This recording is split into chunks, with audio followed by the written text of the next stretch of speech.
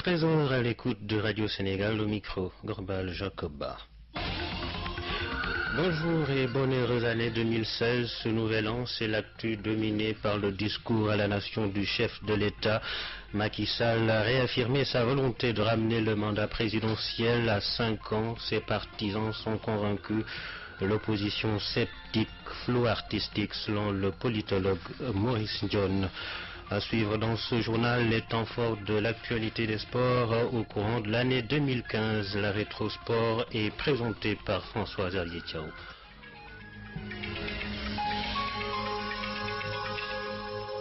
Bienvenue. À l'occasion de ce nouvel an, la grâce présidentielle a été accordée à 743 détenus dans les prisons sénégalaises. Parmi eux, 741 obtiennent une remise totale de leur peine et une remise partielle, mais les personnes condamnées pour des infractions graves comme certains crimes de sang, attentats aux morts et trafic de drogue ne sont pas concernés par cette mesure. Dans son discours de Nouvel An, Macky Sall a réaffirmé sa volonté de ramener le mandat présidentiel de 7 à 5 ans. C'est un des 15 points d'un projet de révision constitutionnelle, un package d'innovation énuméré ici par le chef de l'État. Dans sa substance, le projet de révision constitutionnelle apporte des innovations importantes, notamment 1. La modernisation du rôle des partis politiques dans le système démocratique. 2. La participation des candidats indépendants à tous les types d'élections. 3. La promotion de la gouvernance locale et du développement territorial par la création du Haut Conseil des collectivités territoriales. 4. La reconnaissance de nouveaux droits aux citoyens. Droit à un environnement sain, droit sur leur patrimoine foncier et leurs ressources naturelles. 5. Le renforcement de la citoyenneté par la consécration de devoirs du citoyen. 6. La restauration du quinquennat pour le mandat présidentiel, y compris la question de l'applicabilité immédiate de la réduction à 5 ans du mandat de 7 ans en cours. 7. Le renforcement des droits de l'opposition et de son chef. 8. La représentation des Sénégalais de l'extérieur par des députés à eux dédiés. 9. L'élargissement des pouvoirs de l'Assemblée nationale en matière de contrôle de l'action gouvernementale et d'évaluation des politiques publiques. 10. La soumission au Conseil constitutionnel des lois organiques pour contrôle de constitutionnalité avant leur promulgation. 11. L'augmentation du nombre des membres du Conseil constitutionnel de 5 à 7. 12. La désignation par le président de l'Assemblée nationale de 2 des 7 membres du Conseil constitutionnel. 13. L'élargissement des compétences du Conseil constitutionnel pour donner des avis et connaître des exceptions d'inconstitutionnalité soulevées devant la Cour d'appel. 14. La constitutionnalisation des principes de la décentralisation et de la déconcentration. 15. L'intangibilité des dispositions relatives à la forme républicaine, la laïcité, le caractère indivisible, démocratique et décentralisé de l'État, le mode d'élection, la durée et le nombre de mandats consécutifs du président de la République. Le président Macky Sall sur la révision annoncée de la Constitution, un projet qui devrait être soumis prochainement aux Sénégalais après de larges concertations, mais la substance de ce projet a déjà convaincu les partisans du chef de l'État, parmi eux le ministre de la Pêche Oumar Gueye, que je vous propose d'écouter. Le président a été on ne peut plus clair. Il faudrait préciser qu'il ne s'agit pas d'une nouvelle constitution. Il s'agit d'une révision constitutionnelle. Le président a proposé 15 points. 15 points extrêmement importants. Et le président a dit de manière très claire que par rapport à la réduction du mandat de 5 ans, que ce mandat serait appliqué à son mandat en cours.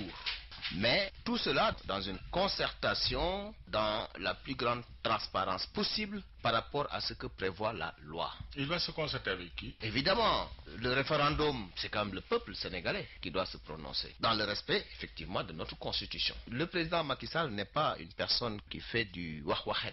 Il l'a dit, il l'a redit, et il l'a même répété de manière très très claire par rapport à ce point-là, sur le quinquennat, qui est quand même quelque chose qui doit être fixé de manière définitive, sur la stabilisation de notre constitution. Il faudrait éviter tout type de tripatouillage de notre constitution, comme on l'a tenté dans un passé récent, dans le cadre d'une recherche de dévolution monarchique de pouvoir, mais également faire en sorte que cette constitution révisée puisse être une constitution stable.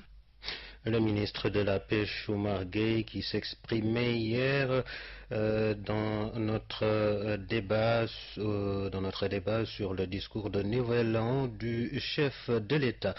Au sujet de la réduction du mandat présidentiel, le politologue Maurice Dione pense que Macky Sall est en train de ruser avec ses adversaires politiques pour cet enseignant à l'université Gaston Berger de Saint-Louis. Le chef de l'État a usé d'un flou artistique. Maurice Dione. Tout n'est pas clair. Il faut peut-être scinder la poire en deux. D'une part, le président de la République avait fait part de sa volonté de réduire son mandat de 7 à 5 ans. Eh bien, aujourd'hui, le président a affirmé solennellement encore une fois, qu'il y a un projet de révision constitutionnelle qui va effectivement procéder à la réduction du mandat. Mais là où le bas blesse, c'est que le président est resté silencieux sur les délais.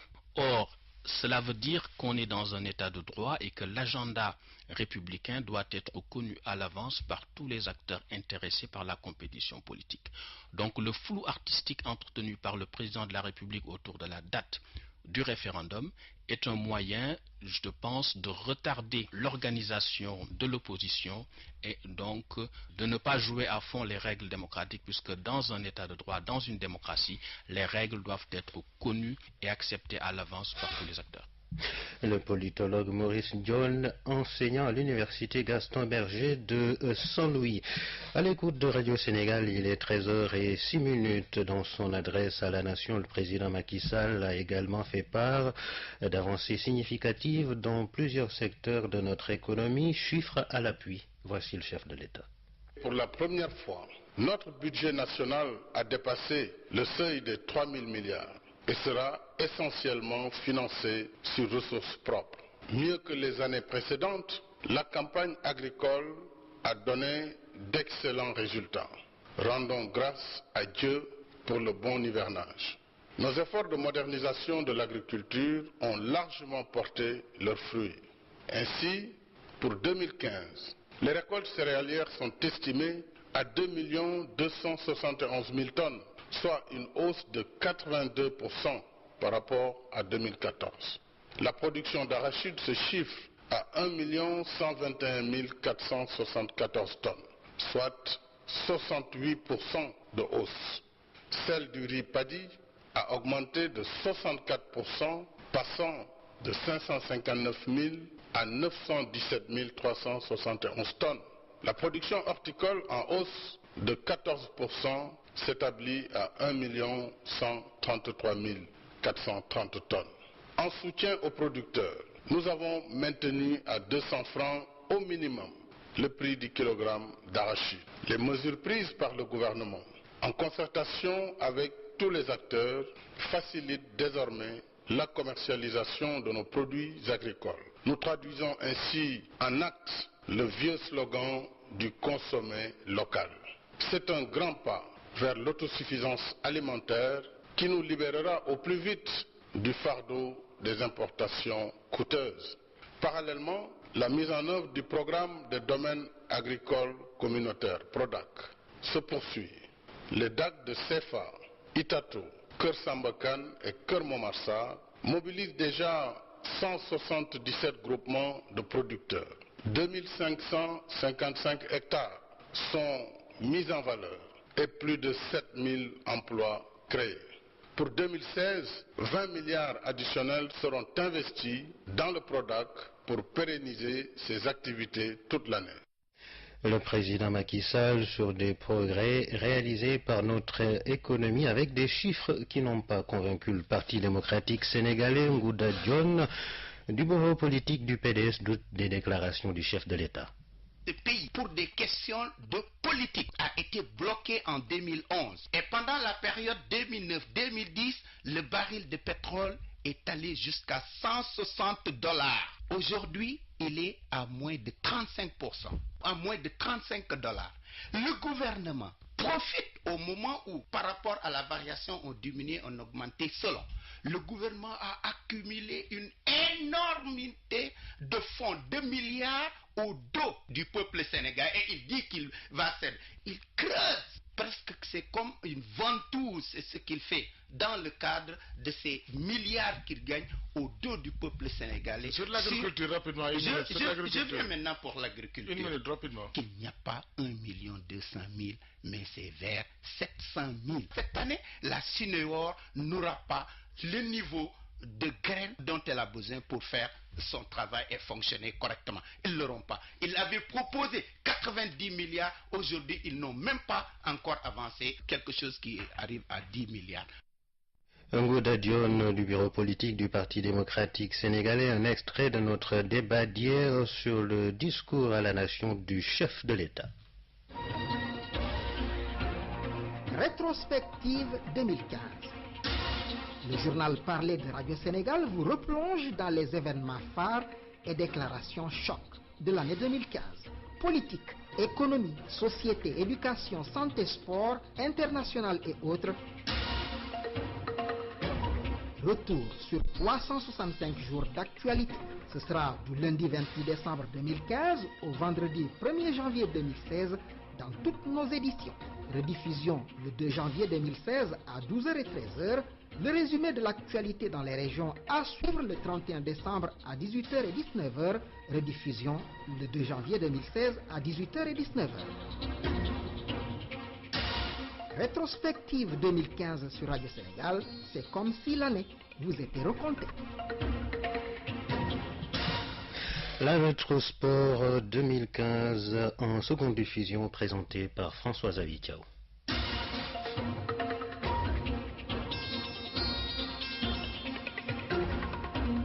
Bonjour. En 2015, les Sénégalais sont passés par toutes les émotions sur le plan sportif. Joie, déception, corruption, argent sale, arrestation, mise en examen, récompense, scandale. Ces mots sont donc largement revenus dans la gestion sportive de l'année. Quelques faits marquants vont d'ailleurs retenir notre attention. La descente aux enfers du président de l'IAF, le Sénégalais Lamine Diack, du président de la FIFA, le Suisse Sepp Blatter, et la victoire finale des Lions à l'Afro-Basket 2015, Cheikh Tidiane Ndiaye. 20 appartements aux Lions et à leur encadrement, 27 chèques de 10 millions chacun aux différents membres de la délégation sénégalaise à l'Afro-Basket féminin 2015. Les Lions élevés dans l'ordre national du Lion. Que de récompenses comme cadeau de fin d'année après leur 11e sacre en octobre dernier. Les Lions gagnent du coup le ticket qualificatif aux Jeux Olympiques Rio 2016. D'autres qui ont été sacrés cette année, les Lions olympiques du football aux Jeux africains de Brazzaville avec d'autres sportifs bien sûr. Au total 36 médailles dont 7 en or, une belle moisson. En football, l'année avait démarré par une débâcle, celle des Lions en Coupe d'Afrique des Nations de football en Guinée équatoriale. Éliminé au premier tour, le coach Alain Giresse est limogé et en mars, Aliou Cissé, l'ancien footballeur, est promu. Le monde du sport, lui, a été secoué surtout par des scandales au niveau international. Le coup de tonnerre, l'affaire Lamine Diack. Quelques semaines après son départ de la présidence de l'IAAF, le Sénégalais est rattrapé par une affaire présumée de corruption passive et blanchiment aggravé. Diack et ses acolytes sont mis en examen dans cette affaire de dopage qui met en piste Diack, ses collaborateurs, les dirigeants et athlètes russes. Autre scandale, le FIFA Gate, arrestation de plusieurs dirigeants, suspension pour 8 ans de Platini et Sepp Blatter. Le FIFA Gate a démarré depuis la démission de Blatter en mai, quelques jours seulement après son élection. L'acte d'accusation, pour la plupart, 150 millions de dollars de pots de vin et de rétrocommission sur l'attribution des Coupes du Monde 2010, 2018 et 2022. Pour Blatter et Platini, une sombre affaire de paiement d'1,8 million € pour un contrat présumé. Et pourtant, l'année 2015 aura juste marqué le début de ces scandales. Cheikh Diandiaye, le président de la République, a donné un somptueux cadeau de fin d'année aux Lions du basketball. Vainqueurs du trophée continental en octobre 2015, les Lions et leur encadrement ont été élevés dans l'ordre national du Lion avant de recevoir d'autres récompenses. Voici le chef de l'État Macky Sall à cette occasion. Je vous ai décerné une distinction dans l'ordre national du Lion, qui est le premier ordre du Sénégal, avec les autres membres de la délégation officielle.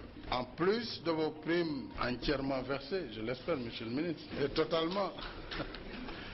Alors, je mets à votre disposition 20 appartements de 4 pièces chacun, et chacun pour une valeur de 20 millions de francs.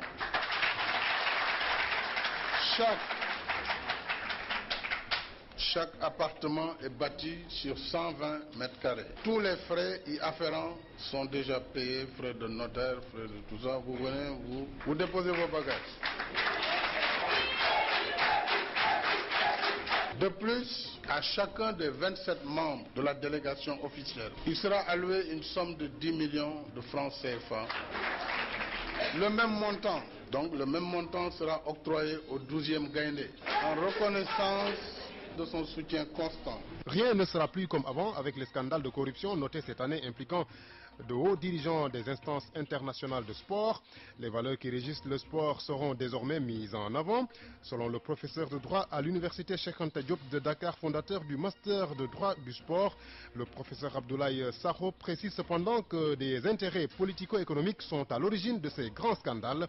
Le professeur Abdoulaye Sakho, l'invité de la Rétrosport, interrogé par Benoît Badiane. Professeur, le monde du sport est secoué cette année par des scandales dans ses plus hautes instances, notamment la FIFA, l'IDSAF, ayant pour principale cause la corruption. Qu'est-ce qui pourrait expliquer cela? Je crois qu'il faudrait mettre en relation le sport aujourd'hui avec la manière dont marche le monde d'aujourd'hui. Il y a beaucoup de défis et ces défis, ça peut donner l'impression d'être relativement loin du monde du sport, mais je crois que le sport fait partie de ces défis-là. C'est la question de la survie de l'espèce humaine. Il y a un autre défi, c'est la financiarisation à outrance de l'économie qui pose de gros problèmes et notamment à des pays comme les nôtres. Et enfin, il y a des inégalités qui s'accroissent. Alors pour comprendre tout cela et tous ces défis, je vais faire appel à un grand penseur américain, juif, qui est linguiste de formation mais qui est un grand observateur de la société américaine. Le premier des causes que trouve ce grand monsieur qui s'appelle Chomsky, il trouve des voies d'explication de la marche du monde actuel. Et il fait appel à de vieilles règles. La première de ces règles, c'est une règle qui date de presque 400 ans avant Jésus-Christ. Et c'est un penseur grec qui l'avait trouvé. Et il dit, le fort fait comme il l'entend et le faible subit ce qu'il doit subir. Il dit que si on applique cette maxime au monde d'aujourd'hui,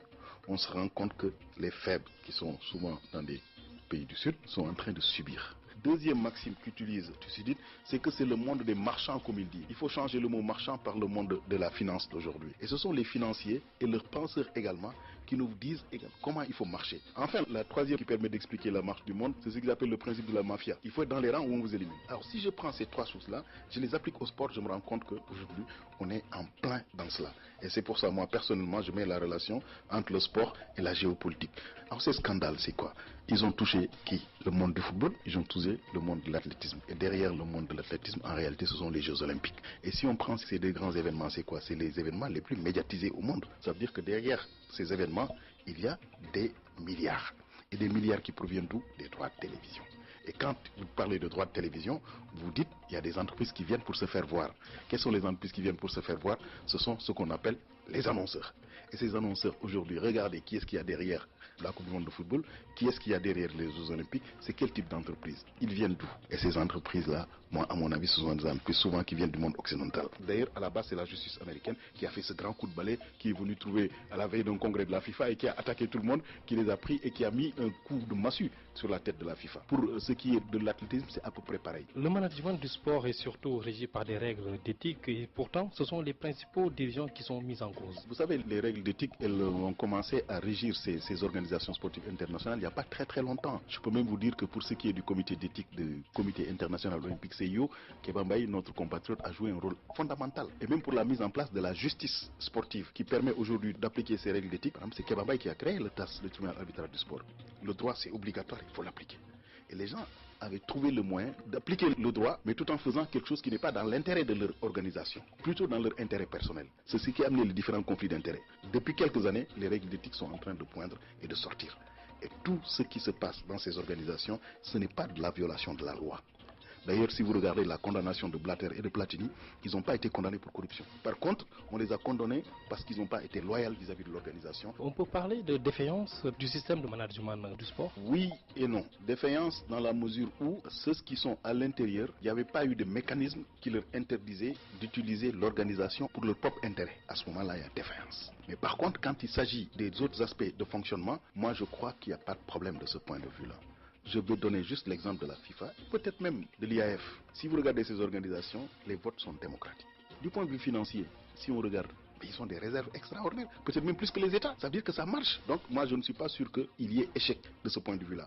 Là où il y a échec, et c'est là où je dis à tout le monde, ça ne se fera plus comme avant. La FIFA, l'IAF, le CIO ne seront plus gouvernés comme avant, c'est fini. C'est là où je dis qu'on va mettre en avant les valeurs. On fera en sorte que les hommes soient, quelle que soit leur faiblesse, soient encadrés et qu'on puisse faire ce qu'il faut pour le bien du sport, pas des États. Professeur, est-ce que cette situation va entamer à jamais la crédibilité du sport? À jamais, je ne suis pas sûr. Dans un certain sens, ça entame quelquefois la crédibilité. Parce que le sport, c'est quoi? C'est une compétition. C'est arriver premier, mais en utilisant les ressources naturelles. Si par contre, on utilise des ressources non naturelles, pour arriver premier, ça veut dire qu'on a triché. Et à ce moment-là, ça entame la crédibilité de la compétition. Mais entamer à jamais, je ne suis pas sûr. Parce que depuis la nuit des temps, la triche dans le sport, ça date de l'Antiquité. Déjà, on arrivait à les avoir, on les sanctionnait. Mais quand on ne vous a pas, vous pouvez continuer avec votre record. Entamer la crédibilité du sport, je ne crois pas, parce que le sport continuera à vivre tel qu'il est. Les compétitions se feront. Évidemment, les enjeux feront de telle sorte qu'on aura toujours tendance à tricher. Et la triche, ce n'est pas seulement le dopage. Professeur, je vous remercie. Merci. Je rappelle que vous êtes professeur de droit à l'Université Cheikh Anta Diop de Dakar, fondateur du master de droit du sport à l'UCAD.